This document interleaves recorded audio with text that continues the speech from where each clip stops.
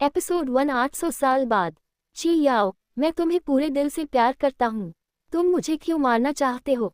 झांग रुचेन जोर से चीखा और आगे की ओर गिर पड़ा। चरमराहट। उसने धातु के बिस्तर को दबाया और अचानक उठ बैठा। ये तो बस एक सपना था, उसने सोचा और एक गहरी सांस ली। उसे राहत मिली और उसने अपनी आस्तीन से माथे का पसीना पोंछा। इंतजार नहीं, यह कोई सपना नहीं था। उसे सपने में जो कुछ देखा था उस पर संदेह था। वास्तव में यह विश्वास करना कठिन था कि राजकुमारी ची याओ के साथ उसने जो कुछ भी अनुभव किया था वह सिर्फ एक सपना था। झांग रुचेन कुनलुन के क्षेत्र के 9 महान सम्राटों में से एक, सम्राट मिंग की इकलौती संतान थे। अपनी मृत्यु से पहले वे एक प्रतिभाशाली योद्धा थे, परिष्कृत और अविश्वसनीय शारीरिक क्षमता वाले, और इस प्रकार उन्होंने 16 वर्ष की अल्पायु में ही मार्शल आर्ट के सर्वोच्च स्तर, स्वर्गीय क्षेत्र, की सिद्धि प्राप्त कर ली थी। हालांकि जब वह कुनलुन के क्षेत्र की युवा पीढ़ी में प्रथम व्यक्ति बने, तो उनकी मृत्यु उनकी बचपन की प्रेमिका और मंगेतर राजकुमारी ची याओ के हाथों हुई। राजकुमारी ची याओ 9 महान सम्राटों में से एक, सम्राट किंग की पुत्री थी। पुराने जमाने में सम्राट मिंग और सम्राट किंग सबसे अच्छे दोस्त थे। उन्होंने झांग रुचेन और राजकुमारी ची याओ का विवाह भी तय किया था। बचपन के ये प्रेमी बड़े होकर साथ साथ मार्शल आर्ट का अभ्यास करते थे। झांग रुचेन एक आकर्षक और प्रतिभाशाली युवक था, जबकि ची याओ एक सुंदर और शिष्ट महिला थी। मार्शल आर्ट के क्षेत्र में उन्हें परफेक्ट जोड़ी के रूप में जाना जाता था। उनकी शादी पूरे कुनलुन क्षेत्र में सबसे चर्चित विषय रही होगी। हालांकि झांग रुओचेन ने कभी उम्मीद नहीं की थी कि राजकुमारी ची याओ वास्तव में उसे मौत की सजा देगी। दुर्भाग्य से वह अपने साथ होने वाली घटना को रोक नहीं सका। अब 800 साल बाद वह मृतकों में से जी उठा। राजकुमारी ची याओ ने तब से एक अलग जीवन जिया है। उन्होंने 9 सम्राटों की घटना को सुलझाया, 9 साम्राज्यों को एकजुट किया और पहला केंद्रीय साम्राज्य बनाया। उन्होंने साम्राज्य पर अपना प्रभुत्व भी जमाया और महारानी ची याओ बनी, जो कुनलुन के पूरे क्षेत्र की रीढ़ थी। आखिरकार 800 साल पहले कुनलुन के मैदान पर शासन करने वाले 9 सम्राट इतिहास के अंतहीन प्रवाह में गायब हो गए थे। 9 सम्राटों की मृत्यु हो गई और फिर महारानी ने सत्ता संभाली। प्रत्येक युग की अपनी संप्रभुता होती थी, और यह युग भी इसका अपवाद नहीं था। एकमात्र सम्राट जिसने इस क्षेत्र पर विजय प्राप्त की और राज्य का नेतृत्व किया, वह महारानी ची याओ थी। उसने मुझे क्यों मारा? वह इतनी क्रूर कैसे हो सकती है? क्या ये सच है कि इस दुनिया की हर औरत निर्दयी होती है? झांग रुचेन हताश और उलझन में था। सारे शक झांग रुओचेन के दिमाग में घूम रहे थे। उसकी पैनी पैनी आंखें, भारी बेचैन दिल और शंकित दिमाग। लेकिन कोई उसकी मदद नहीं कर सकता था। 800 साल बीत चुके थे।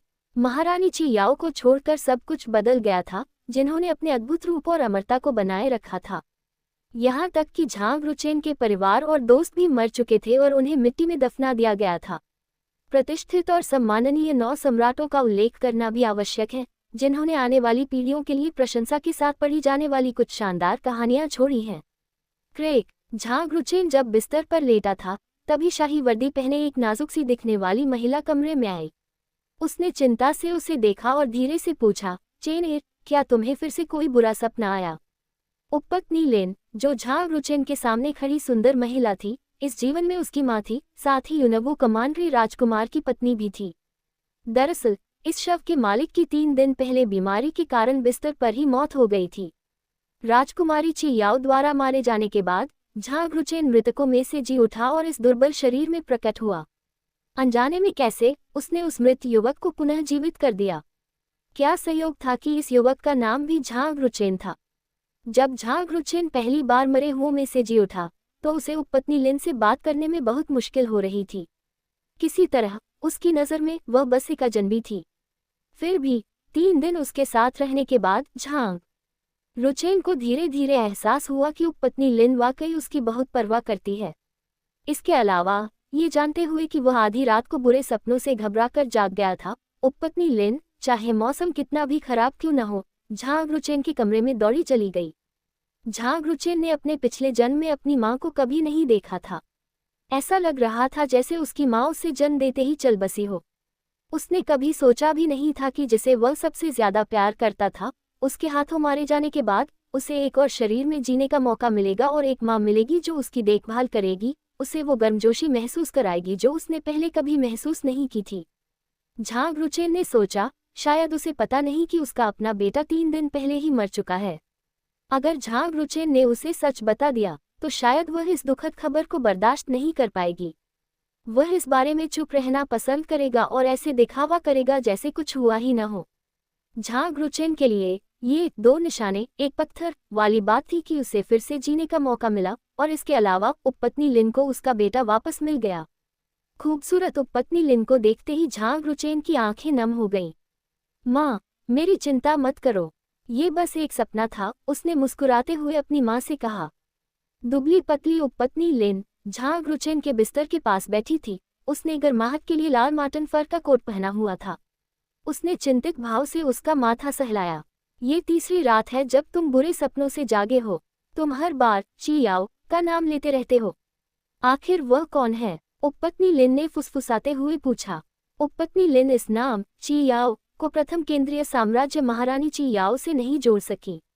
दरअसल महारानी चियाओ ने कुनलुन के मैदान को एकजुट करने और प्रथम केंद्रीय साम्राज्य के निर्माण के बाद खुद को महानता और नैतिकता की पवित्र रानी नाम दिया था।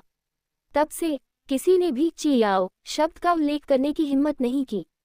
कुछ नहीं माँ, आपने शायद मेरी बात गलत सुनी होगी, झांग रुओचेन ने अपनी माँ को दिलासा दिया। उपपत्नी लिन ने आह भरते हुए कहा, अब कभी चियाओ इन 2 शब्दों का जिक्र मत करना, सपने में भी नहीं। यह महारानी चियाओ का नाम था। महारानी का नाम लेना बहुत ही अशिष्टता है। अगर किसी ने तुम्हें ये कहते सुना तो तुम्हें मौत की सजा हो सकती है। झांग रुओचेन ने अपना सिर हिलाया, अपनी उंगलियां भींची और माफी मांगते हुए कहा, फिर कभी नहीं मेरी माँ। झांग रुचेन को ये जानकर बहुत गुस्सा आया कि चियाओ ने उसके साथ क्या किया है, और अपनी माँ के मुंह से चियाओ के बारे में बात करते हुए डर को देखकर उसने गुस्से से ठान लिया, मैं हमेशा के लिए तुम्हारा बुरा सपना बन जाऊंगा। पतले और पीले झांग रुचेन को देखकर उपपत्नी लिन ने गहरी सांस ली और असाधारण दुख महसूस किया। झांग रुचेन जन्म से ही हमेशा बीमार रहता था। एक कमांडरी राजकुमार के परिवार में बेहतरीन डॉक्टरों और दवाओं के साथ पलने बढ़ने से उसे ज्यादा फायदा नहीं हुआ। अब वह 16 साल का हो गया था, लेकिन उसे अभी भी हर समय बिस्तर पर आराम करने की जरूरत थी। शायद वह अपनी बाकी जिंदगी इसी तरह जिएगा। अचानक महल के बाहर कदमों की तेज आवाज सुनाई दी। तुम लोग यहाँ क्या कर रहे हो? तुम्हें ज़ेड पैलेस में आकर गड़बड़ करने की इजाजत किसने दी? एक सुंदर नौकरानी ने कहा, जो 8वें राजकुमार को महल में घुसने से रोकना चाहती थी। फिर भी उसे धक्का दिया जा रहा था और वह 10 मीटर दूर गिर पड़ी। 8वां राजकुमार एक योद्धा था जिसने खुद को पीले राज्य के उन्नत चरण तक पहुंचने के लिए प्रशिक्षित किया था। वह शायद 300 पाउंड के पत्थर के ट्रे को केवल अपनी मुट्ठी से 10 फीट दूर गिरा सकता था। 100 पाउंड वजन वाली नौकरानी की तो बात ही छोड़िए। उसकी उंगली के हल्के से झटके से नौकरानी ऐसी प्रतीत होती थी जैसे उस पर किसी शक्तिशाली बल से प्रहार किया गया हो। वह जमीन पर गिर पड़ी और उसका बायां हाथ टूट गया तथा वह जोर से चीखी। 8वें राजकुमार ने सुनहरे धागे की पोशाक पहनी हुई थी और कमर पर ज़ेड की बेल्ट बंधी हुई थी। वह हृष्ट-पुष्ट और बलवान था और ज़ेड महल में कदम रखते हुए हर कदम पर संयम रख रहा था। उसने दरबारी दासी को घूरकर देखा और कहा, तुम मेरा रास्ता रोक रही हो, दासी। तुम मेरे सामने रहने के लायक नहीं हो। 8वें राजकुमार के पीछे काइलिन कवच पहने लंबे और हटे-कट्टे 6 शाही रक्षक थे। वे सभी मार्शल आर्ट के पारंगत भिक्षु थे जो अपनी कला में निपुण थे और शाही सुरक्षा गार्डों का हिस्सा थे। उपपत्नी लिन ने बाहर का शोर देखा। उसने झांग रुचेन को दिलासा दिया, दरवाजा बंद किया और ज़ेड पैलेस की ओर चल पड़ी। चेहरे पर हल्की सी नाराजगी लिए वह 8वें राजकुमार के सामने खड़ी हो गई, जो अब महल के अंदर था, और बोली, यह ज़ेड पैलेस है। भले ही आप एक राजकुमार हैं, फिर भी आप यहाँ सेंध नहीं लगा सकते। 8वें राजकुमार झांग जी ने अपना सिर उठाया और उपपत्नी लिन को घूरते हुए कहा, रानी का आदेश है कि उपपत्नी लिन और मेरे 9वें भाई का स्थान अब ज़ियाई साइड हॉल में स्थानांतरित हो जाएगा। अब से ज़ेड पैलेस मेरी जैविक माँ उपपत्नी ज़ियाओ का होगा, 8वें राजकुमार ने कहा। उपपत्नी लिन थोड़ी बेचैन लग रही थी। उसे पहले से ही अंदाजा था कि ये दिन आएगा, लेकिन इतनी जल्दी आने की उम्मीद नहीं थी। उपपत्नी लिन उदास होकर मुस्कुराए और बोली, रानी हमसे ज़ेड पैलेस छोड़ने की मांग कर रही हैं। रुचेन और मैं कल साइड हॉल में चले जाएंगे। मुझे माफ़ करना उपपत्नी लिन, लेकिन मेरी माँ आज रात ज़ेड पैलेस जाना चाहती हैं। कृपया यहाँ से तुरंत चले जाएं। 8वें राजकुमार ने जवाब दिया। ये जानते हुए कि झांग रुचेन कमज़ोर है और हिल डुल नहीं सकता, उपपत्नी लिन ने 8वें राजकुमार से अपील की और कहा, आप जानते हैं कि रुचेन बहुत कमजोर है और अब देर हो रही है और बाहर ठंड भी बढ़ रही है। क्या होगा अगर? 8वें राजकुमार ने उपहास किया और कहा, रखेल लिन, इस दुनिया में बहुत सारे गरीब लोग हैं और उनमें से हर कोई मदद के लायक नहीं है। अगर मेरा 9वां भाई इतना कमजोर है तो उसके जिंदा रहने का क्या मतलब है? वह तुम्हारा भाई है। उपपत्नी लिन 8वें राजकुमार पर चिल्लाए। उपपत्नी लिन कुछ कहने ही वाली थी कि अचानक उसके पीछे का दरवाजा खुल गया। वह झांग रुचेन था। हालांकि वह कमजोर था और मुश्किल से खड़ा हो पा रहा था, फिर भी दरवाजे पर टेक लगाए उसने 8वें राजकुमार को घूरते हुए कहा, उनसे दया की भीख मत मांगना, हम अभी चले जाएंगे। झांग रुचेन बीमार लग रहा था, लेकिन अपनी मां की रक्षा करने का उसका दृढ़ निश्चय कभी नहीं डगमगाया। चेन एर, तुम अपना बिस्तर क्यों छोड़कर चले गए? बाहर बहुत ठंड है, अपने कमरे में वापस जाओ और गर्म रहो। उपपत्नी लिन झांग रुचेन के बीमार होने के विचार से चिंतित थी, इसलिए उसने तुरंत उसे उसके कमरे तक पहुंचाया। झांग रुचेन ने दृढ़ता से अपना सिर हिलाया और कहा, माँ, हमें किसी से भीख मांगने की जरूरत नहीं है। एक दिन हम यहाँ वापस आएंगे, हम जैक पैलेस में वापस आएंगे। झांग रुचेन के दृढ़ संकल्प से उपपत्नी लिन भावुक हो गईं। उन्होंने आंखों में आंसू भरकर सिर हिलाया। उपपत्नी लिन ने उसे थाम लिया और जैड महल से बाहर चली गई। 8वें राजकुमार की मार से टूटी हुई उस दासी के अलावा बाकी सभी सहायकों को अपनी भलाई के लिए वहीं रुकना पड़ा। वहां मौजूद सभी लोगों ने देखा कि उपपत्नी लिन और 9वें राजकुमार ने अपनी शक्ति पूरी तरह खो दी थी। कमांडरी राजकुमार के महल में उनकी शक्ति वापस पाने की कोई संभावना नहीं थी। जैड पैलेस में उपपत्नी लिन के लिए काम करने वाली नौकरानियों ने समझदारी से पीछे रहकर नए स्वामी 8वें राजकुमार के लिए काम करने का फैसला किया था। 8वें राजकुमार द्वारा निकाले जाने के बाद उपपत्नी लिन और झांग रुचेन को ज़ियाई साइड हॉल में स्थानांतरित कर दिया गया था। अपनी शक्ति खो चुकी रानियों के लिए ये सामान्य बात थी। ये शांत था, महल से दूर, और ऐसा लग रहा था जैसे ये बहुत समय से खाली पड़ा हो। देर रात ठंडी हवा चल रही थी। बर्फीली पत्थर की कुर्सी पर बैठे कमजोर झांग रुचेन ने एक मोटा कोट पहना हुआ था। फिर भी इस कड़ाके की सर्दी में उसे असाधारण ठंड लग रही थी। ये शरीर बहुत कमजोर है। इस शरीर को मजबूत बनाने का एकमात्र तरीका मार्शल आर्ट्स का अभ्यास है। अगर मैं ऐसा नहीं करूंगा तो कमांडरी प्रिंस के बेटे होने के बावजूद मेरी माँ और मैं दूसरों के हाथों में ही फंस जाएंगे। झांग रुचेन ने सोचा। 800 साल बीत चुके थे। झांग रुचेन को नहीं पता था कि उसका स्वागत कहाँ होगा। अब जब उसके लिए इस शरीर में फिर से रहने की व्यवस्था हो गई थी तो उसे इस बात की परवाह नहीं थी कि वह महारानी चियाओ से बदला लेना चाहता है या अपनी माँ से जिसने उसकी देखभाल की थी उसे हर हाल में मजबूत होना था। उन्हें जो अपमान सहना पड़ा वह सब झांग रुचेन की कमजोरी की वजह से था। बिना किसी प्रतिरोध के उसका अपने भाग्य पर कोई नियंत्रण नहीं था। यहाँ तक कि वह जिस घर में रहता था वह भी छीन लिया गया था। इन सब बातों ने झांग रुचेन को एक सक्षम व्यक्ति के रूप में वापस आने, अपनी मां की रक्षा करने और अपने भाग्य पर नियंत्रण पाने की प्रेरणा दी।